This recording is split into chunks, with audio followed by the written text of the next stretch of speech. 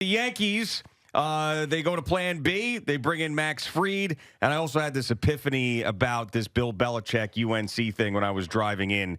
And maybe something that he is doing here if you just peel back one of the layers. Good morning, Boomer. How are you? Yeah, good morning, G. I didn't mean to interrupt your opening there, but I just couldn't help it talking about Phil and the infestation of geese. Yeah.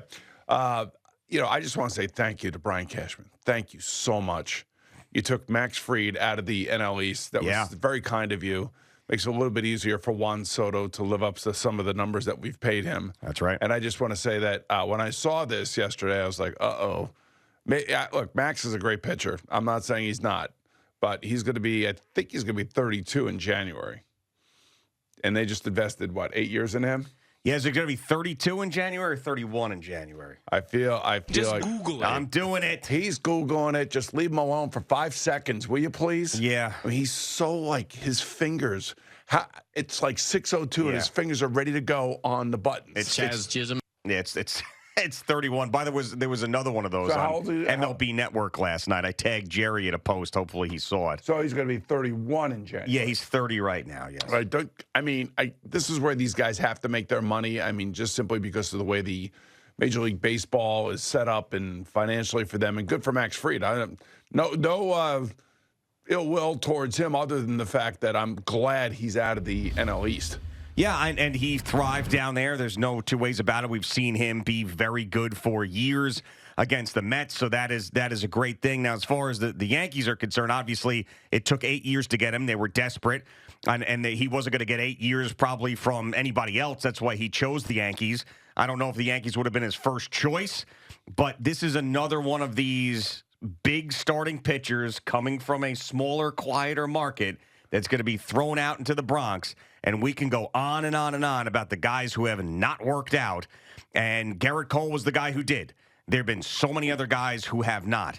And all the things that I'm hearing about Fried, he's the perfect lefty that has thrived in Yankee Stadium, yada, yada, yada, is the same stuff we heard about Carlos Rodon when he signed. Yeah, I know. The I mean, sooner or later they get it right. I'm just saying, you're signing a guy that's going to be 31 and he's going to be supposedly pitching for you when he's 38 and 39. But they're right. But the back end of these deals, I mean, we're signing Juan Soto when he's 26. We're going to be paying him when he's 40. I know. It's like, insane. We talk about Rick DiPietro Day in the NHL. You got 15 years, You got Bobby Bonilla Day for the New York Mets. I mean, all these guys, those numbers are going to pale in comparison to the numbers that are going to be being paid out to these guys for so many years in the future. Well, there's no deferments in this deal. And maybe at some point they change it, and then they do have deferments. But that's how you get guys these days. Do you think the Dodgers have Shohei Ohtani Day like 40 years from now when they're paying him $30 million? Yeah, when they retire his number and he shows up with his 5 World Series rings and then waves to the crowd. That'll be Shohei Ohtani Day. This is the thing.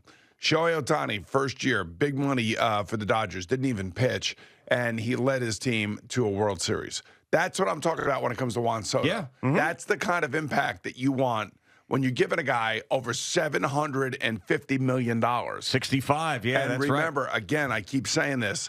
So here's what this comes down to. It comes down to $305 million for 5 years, $61 million a year. That includes the signing bonus.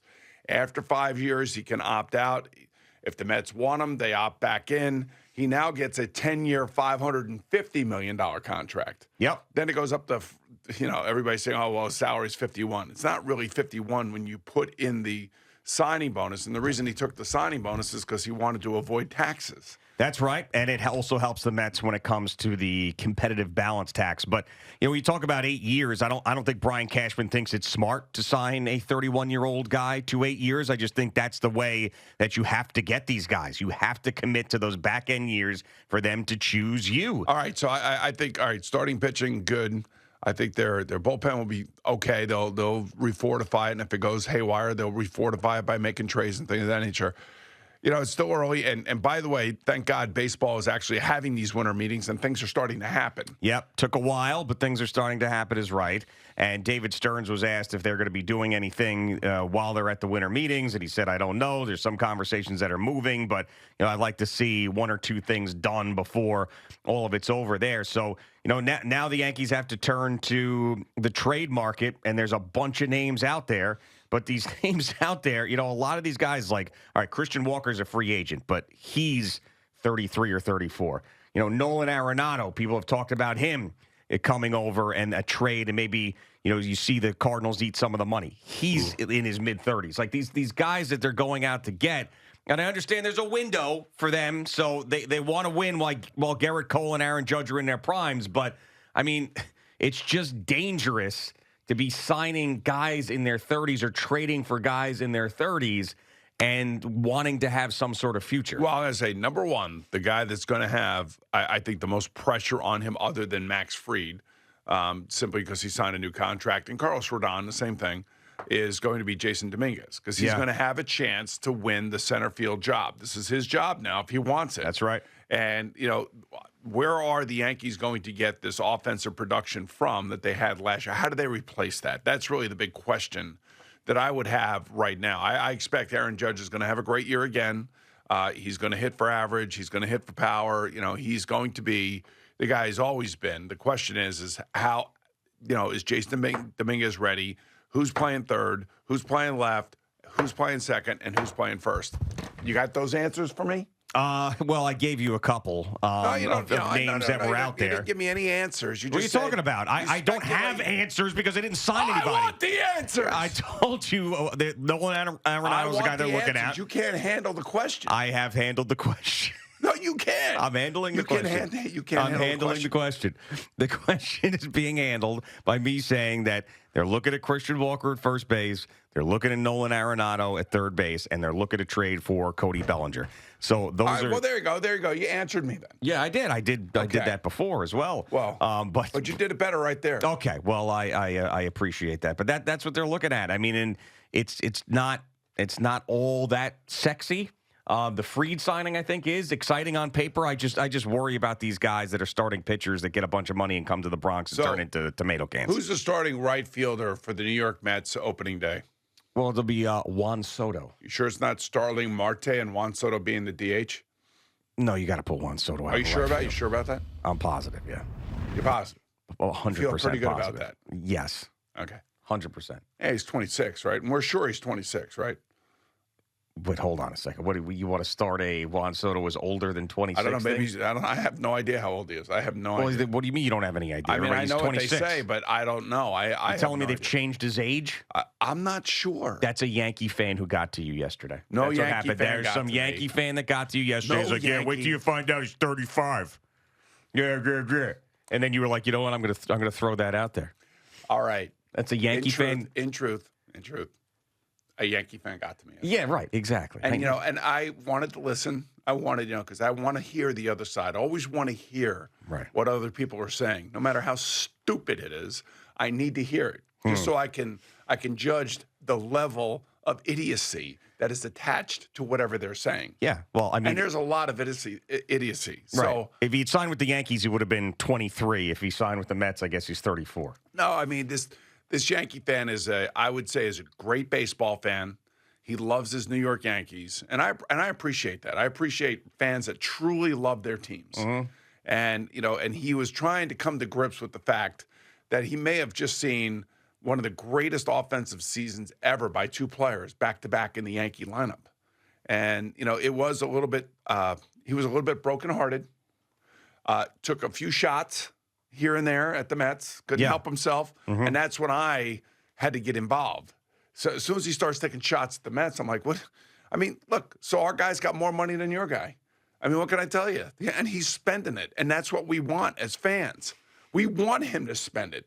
Keep spending it. I don't care. Yeah. Spend the entire amount of money you have and spend MLB into oblivion, as far as I'm concerned. Yeah, I mean, look, what the Dodgers have done, I know it's been deferments, but they never stopped. And that's what I want the Mets to be now. Like the Dodgers, all right, we're going to get Mookie Betts, we're going to get Freddie Freeman, we're going to get Shohei Ohtani, we're going to get Yamamoto, we're going to get Snell. So that's what I want now for the Mets. You cannot spend $765 million on one player and then not spend more money in supporting that player. Now, they already have Lindor. They have some players. Nemo's out there. He's making a nice chunk of change. They got some young guys, Vientos and Acuna and Alvarez. And Alvarez, all those guys are, making no money, practically. So they could spend more money. But they got to spend the right money.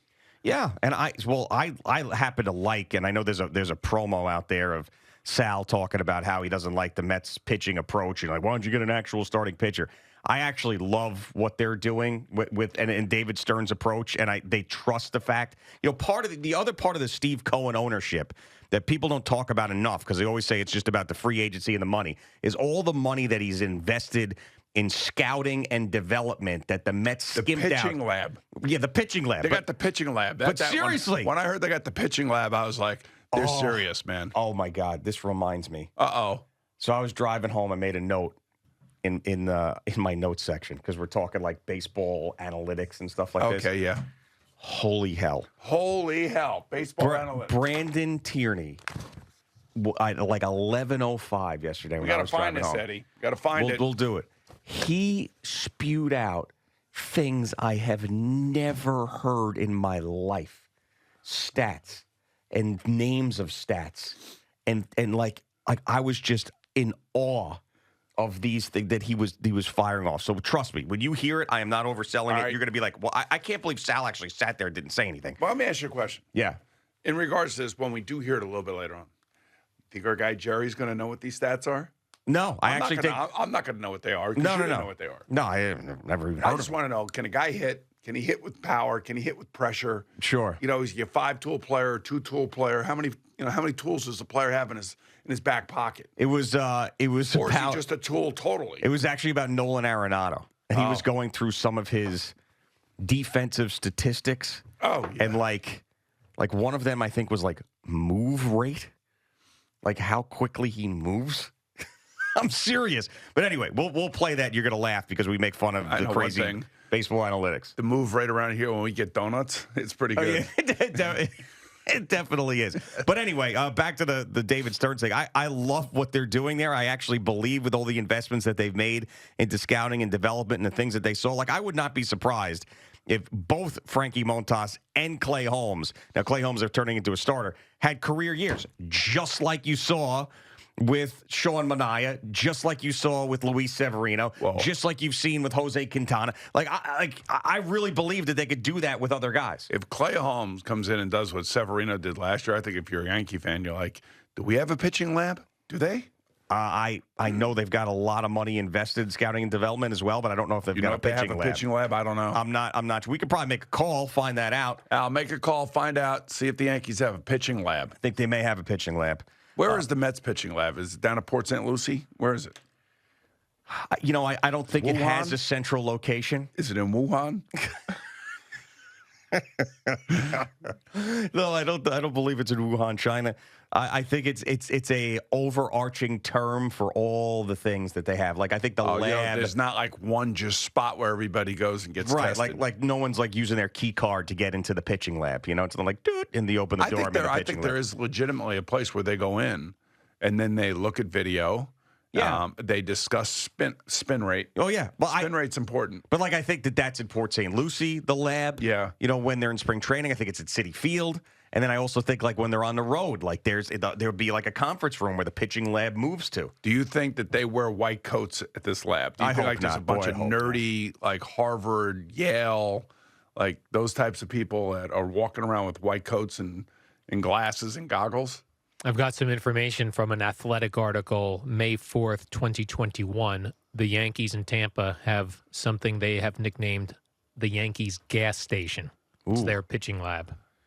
The Yankees gas station. Mm-hmm. Bring the gas, It's a big blue shed that houses an array of technology aimed at helping pitchers become better at their craft. Yeah, well, get Carlos Rodon down there right now. I'm sure he's been in there to get his oil changed a few times. At the gas station. Get a wheel alignment I mean, done. why would you call it a gas station? I mean, Just, you get like when you have. I know that a pitcher can have some gas, like he throws gas, but then there's also the pitcher that comes in and he's the gas can. that is true. I mean, I don't know. Gas stations, you fill up, you can go in there. A lot of the mechanics that are in there, fill up the tires. I would name it something else. Well, yeah, the pitching lab sounds more professional. Do you have a description of the Mets pitching lab? Since you're doing research right now as we're on the air. Well, I do believe that the Mets pitching lab is superior. Because it has worked. It did work last year. But it didn't work. It didn't work the year before with the lab rats that they had on the mound. Well, but that was Scherzer. pre-Stearns. Stearns wasn't picking those guys out that he liked. Well, Scherzer and Verlander. Yeah, but those guys weren't weren't listening to the lab. That's the problem. They weren't listening to the lab. Like when you bring a guy like Frankie Montas in who's like, listen, man, you want to get back to where you were with the A's? You come here, we'll put you in the lab, we'll spit you out a good pitcher. Like with Scherzer and Verlander, like, I don't need your lab. I've been doing this forever. With Manaea and the arm slotting. Right, exactly. The arm slotting is very important. Listen, man, we're going to resurrect your career in this lab. That's what we're going to do. Arm slot. And then when Scherzer and Verlander are like, I don't need a lab. I'm an all-star. He was looking at, what's his name, Chris Sale and his arm slot. Yeah, well, look at where Chris Sale has come from. I mean, it was a joke when they brought him into Atlanta last year, and then he ended up winning the Cy Young. It's amazing. Yep. So do they have a pitching lab? Oh, they've got they are the laboratory of all laboratories. I mean, when you think about when they had, Maddox and Glavine and Smoltz. I mean, Steve Avery. Those guys that was a pitching lab all into itself. Man, Plus, they were great golfers. Nobody remembers Steve Avery, lefty. It's always Maddox, Glavine, Smoltz. Avery was nasty, little lefty. too. He was a little lefty. Yeah, a little skinny guy. But he was still very good. A fourth guy in that rotation. Yeah. Damn good, those Braves teams. Well, the Braves are not as good this morning because Max Fried is a New York Yankee. Yeah, thank you, Brian Cashman. I appreciate that.